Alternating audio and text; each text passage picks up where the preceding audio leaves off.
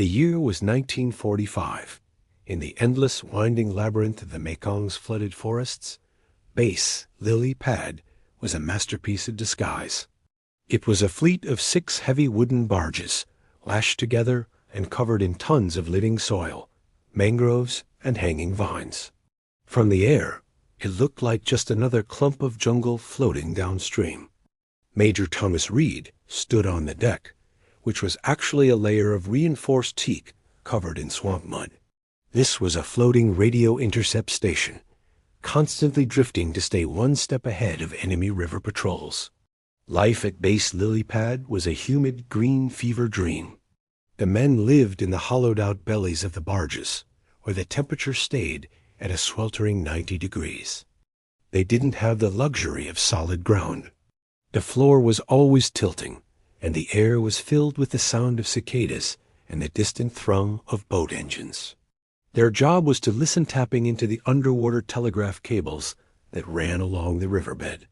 They were the water moccasins, a crew that lived between the mud and the mist, invisible to anyone more than 10 feet away. One moonless midnight, a scout reported an enemy ironclad gunboat steaming directly toward their position. The barge fleet was too slow to outrun it. Thomas gave the order, "Go silent." The men used long bamboo poles to push the barges into a thicket of cypress trees, killing the small electric motors. They threw extra camouflage netting over the gaps and waited. For an hour, the gunboat sat just 30 yards away, its searchlight cutting through the fog like a white sword. The men sat in the dark, water up to their knees, watching leeches crawl across their boots, not daring to swat a single mosquito. The gunboat eventually churned away, its wake rocking the barges gently. The floating island had survived.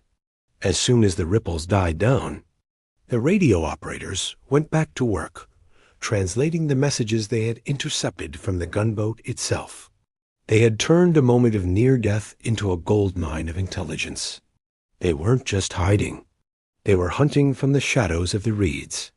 As the sun began to break through the canopy, turning the swamp into a golden, steaming haze, Thomas stood at the edge of the barge. He watched a crane take flight from a nearby branch, undisturbed by their presence. Base Lily Pad was already unmooring, preparing to drift another 5 miles into the deep marsh. He realized that in the swamp, the strongest fortress wasn't made of stone. It was made of shadows and patience. They were the guardians of the gray mist, the drifting ghosts who proved that even a handful of mud could hold the secrets of a war.